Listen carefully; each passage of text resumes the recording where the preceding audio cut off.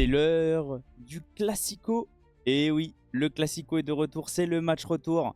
Le Paris Saint-Germain reçoit l'Olympique de Marseille dimanche. Salut à tous les frérots, j'espère que vous allez bien et que tout se passe pour le mieux de votre côté.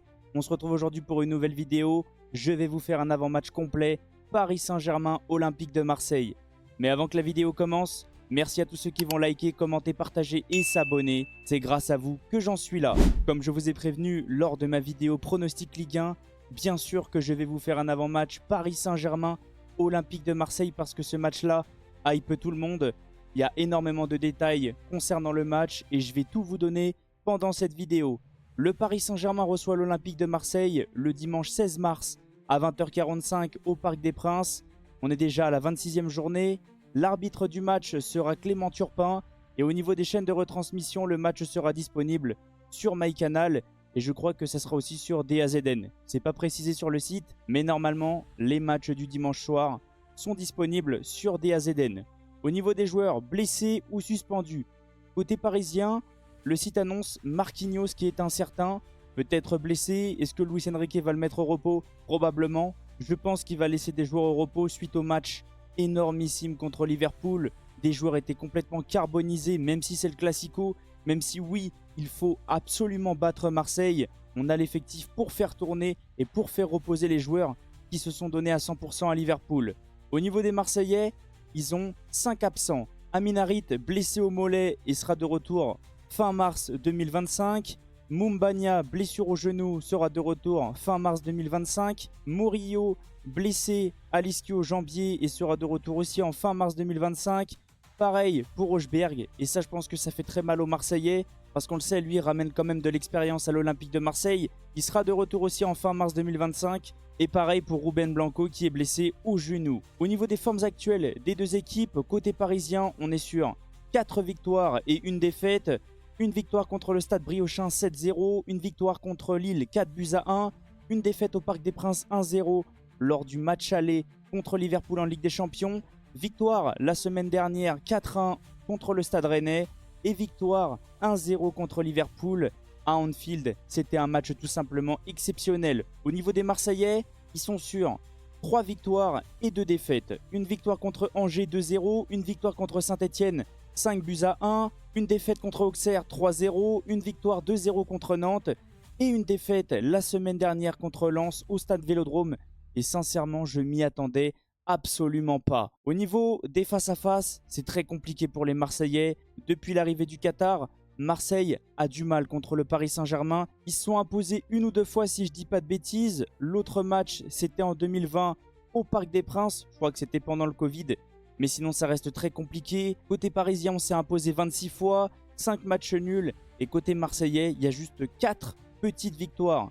Au niveau du classement, on peut le voir, le Paris Saint-Germain a beaucoup de points sur l'Olympique de Marseille et même sur le reste de la Ligue 1. Si on s'impose, on aura 19 points d'avance sur le deuxième. Si Paris s'impose contre Marseille, je pense qu'on scelle définitivement la Ligue 1, si ça se dit bien comme ça. N'hésitez pas à me reprendre. Depuis le début de la saison, le Paris Saint-Germain s'est imposé 20 fois, 5 matchs nuls et 0 défaite en 25 journées. On a marqué 70 buts, on en a encaissé 24 et on a une différence de plus 46. Côté marseillais, c'est notre dauphin bien sûr. Ils sont sur 15 victoires, 4 matchs nuls et 6 défaites. En 25 journées, ils ont marqué 52 buts et ils ont pris 30 buts. Même si oui, le Paris Saint-Germain est clairement favori. Même si oui, tout le monde pense que le Paris Saint-Germain va s'imposer, c'est un match très différent des autres. C'est un classico, il ne faut pas non plus trop sous-estimer l'Olympique de Marseille. Ils vont venir au Parc des Princes pour nous battre, pour prendre des points. Sincèrement, j'espère que les hommes de Luis Enrique sont prêts et j'espère aussi que le Paris Saint-Germain va s'imposer. Parlons maintenant des cotes et avant que je vous donne les cotes, pour tous ceux qui parient, faites attention parce que les paris sont dangereux et on le sait tous. Pour tous ceux qui ont moins de 18 ans, les paris sont interdits. La victoire côté parisien est cotée à 1,43, le match nul est coté à 5,20 et la victoire côté marseillais est cotée à 6,25. Pour moi, c'est tout à fait crédible, c'est normal. Le Paris Saint-Germain fait actuellement partie des meilleures équipes d'Europe. On a éliminé Liverpool, on a battu Manchester City. L'Olympique de Marseille, je dirais que c'est pas non plus catastrophique, mais c'est très moyen cette saison malgré tout. Et même les Marseillais l'assument, je l'ai vu sur les différents réseaux, ils sont un petit peu énervés du style de jeu de De Zerbi. un peu compréhensible parce qu'on est à peu près sur le même style que le Paris Saint-Germain en début de saison, une possession stérile et une finition catastrophique. Maintenant que je vous ai donné tous les détails du match, on va pouvoir se concentrer sur ma compo probable concernant le Paris Saint-Germain, mais aussi mon pronostic. On est parti maintenant sur ma compo probable et je pense que ça va être du très très grand classique. Luis Enrique va débuter avec un 4-3-3 très habituel, mais il va y avoir un petit peu de remaniement par rapport au match contre Liverpool. Je pense qu'il va faire reposer des joueurs. Moi, j'espère sincèrement qu'il va mettre l'équipe type, mais il ne faut pas non plus que nos joueurs se blessent. En plus, on le sait, il y a la trêve qui arrive, il y a énormément de matchs qui s'enchaînent. Je suis très inquiet pour nos joueurs. Dans les buts, pour moi, ça sera Donnarumma. Au niveau de la défense, les latéraux, Mendes, Achraf Hakimi. Une charnière, Pacho Marquinhos. Même si Marquinhos est annoncé incertain, si Marquinhos est absent, ça sera probablement Beraldo. Au niveau du milieu, un petit peu de changement. Toujours un milieu à 3 avec une pointe basse Vitinha accompagné de Neves et Warren Zaïre-Emery. Et une attaque aussi un petit peu remaniée. Bradley Barcola, Ousmane Dembélé et Désiré Doué. Pour moi, cette équipe-là doit débuter contre l'Olympique de Marseille. Oui, Kvaratskhelia n'est pas titulaire. Oui, Fabien Ruiz n'est pas titulaire. Et pour moi, c'est normal. On a quand même eu un match très très chaud à Anfield. C'était très très compliqué, surtout physiquement. On a été jusqu'au penalty. Les joueurs, à la fin, étaient complètement carbonisés. Pour moi, il faut faire reposer quelques joueurs. Donc selon moi, Warren Zaïre-Emery doit prendre la place de Fabien Ruiz.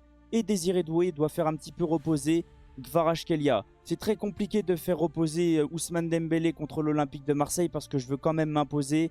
Pareil pour Bradley Barcola. Mais sinon, Luis Enrique a quand même des cartouches sur le banc. Il peut faire rentrer Gonzalo Ramos à la place d'Ousmane Dembélé. Il peut faire jouer Lee Kang-in à la place de Barcola. Sincèrement, on le sait. C'est un effectif très très riche au niveau du talent. Et on peut faire aussi énormément permuter. Maintenant que je vous ai donné ma compo probable, je vais pouvoir me concentrer sur mon pronostic. Et sincèrement, c'est un match aussi très compliqué à pronostiquer. Je vais essayer d'être le plus objectif possible et pas non plus trop manquer de respect à l'adversaire. Même si sincèrement, j'espère que le Paris Saint-Germain va mettre un gros score à l'OM. C'est normal, c'est comme ça. Je suis sincère avec vous. Sincèrement, je vois le Paris Saint-Germain s'imposer 3-1. Comme je vous ai dit lors de ma vidéo pronostic, je ne vais pas changer mon pronostic. Et au niveau des buteurs, je vois un but de Ousmane Dembélé, un but de Bradley Barcola et un but de Nuno Mendes. Allez, je vais mettre Nuno cette fois. Et concernant les Marseillais, je vois un but de Amine Gouiri. En tout cas, n'hésitez pas à me reprendre concernant toute la vidéo, concernant ma compo probable, concernant aussi mon pronostic. Je viendrai vous répondre avec grand plaisir. J'ai un petit message à faire passer au Paris Saint-Germain. Même si oui, on s'est qualifié à Liverpool, c'est pas fini. Il faut finir le boulot, il faut rester concentré. La saison est loin d'être terminée. Il y a encore beaucoup de matchs à remporter. Et surtout ce match-là, il ne faut pas perdre. Il faut leur mettre un gros score. Comme ça au moins, on sera respecté. On aura vécu une semaine tout simplement exceptionnelle. En tout cas, on va se laisser sur ça. Merci à tous ceux qui vont mettre le petit like, le petit commentaire. C'est grâce à vous que j'en suis là. N'hésitez pas à rejoindre mes différents réseaux et surtout mon serveur Discord. Et on se retrouve dimanche pour débriefer le match Paris Saint-Germain-Marseille. Oui, je ne pourrai pas débriefer le match du Real parce que je ne serai pas là.